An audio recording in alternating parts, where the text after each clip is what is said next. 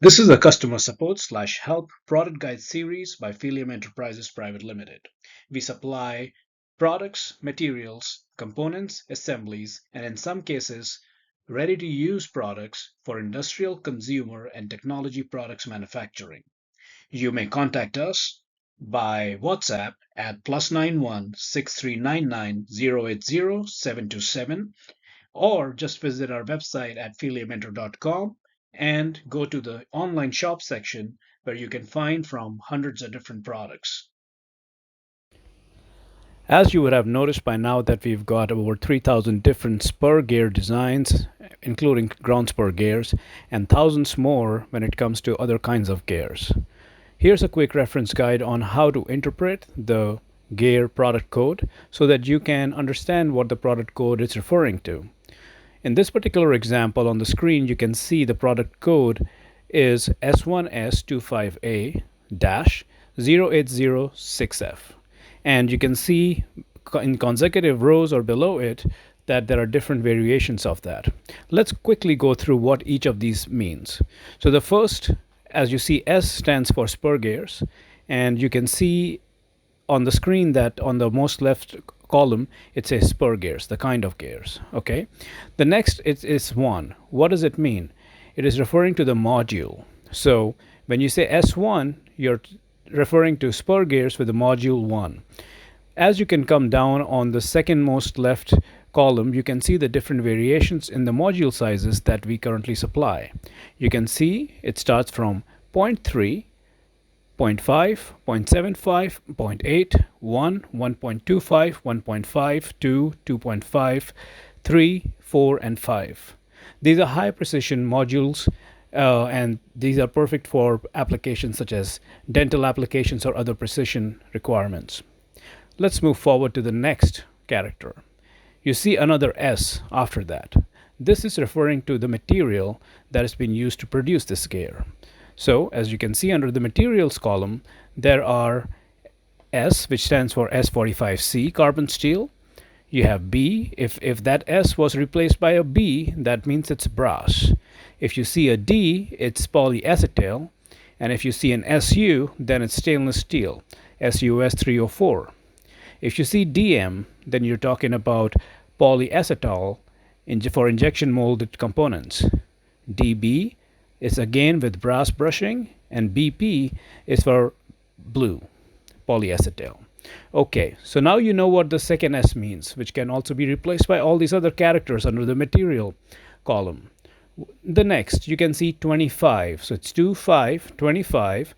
That refers to the number of teeth. So as you see there, you can see that it can be anywhere from 8 teeth to 120 teeth. So anything in between, you should be able to find within our catalog. As I mentioned, with the spur gears, we've got over 2,500, and with ground spur gears, we've got over 3,500 different products. Also, please note, if you don't find any product that matches exact requirement and you really need something exactly, you can always contact us for custom production requirements. Okay, so moving on, now you see the A or B, which is the type. So what does it means? It means for if it is an A, if you see an A here, it means it's a hubless. B with hub with on one side.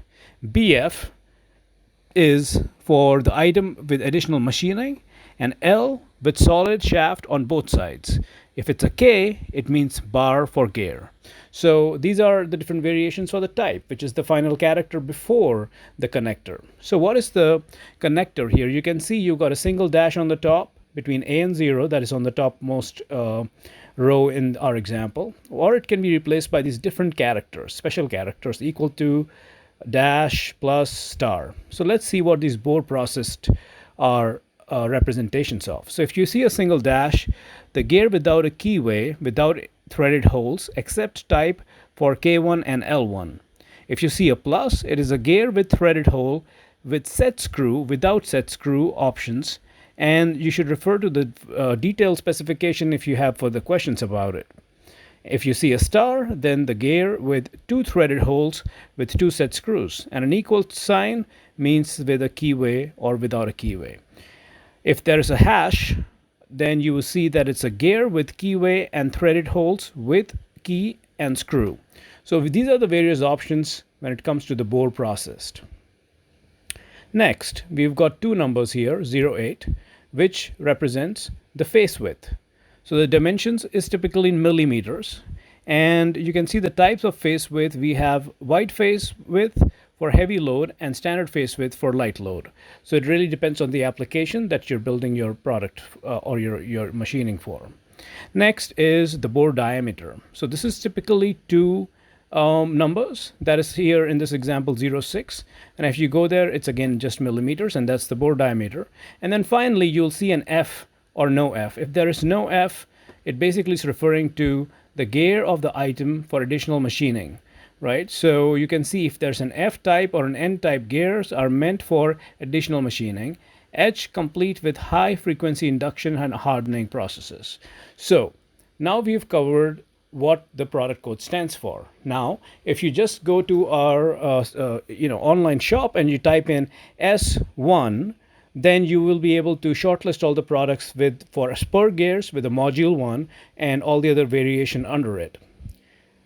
I will show you in a short video right next in a moment on how the search works and how you can go through based on the information you already know, search for the product and relatively easily find the product part number on our website and see the indicative price and contact us for a volume or quote or samples.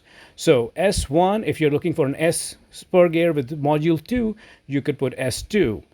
S3, S4, S5, so on and so forth. So let's go ahead and see how the search works, and that should be it.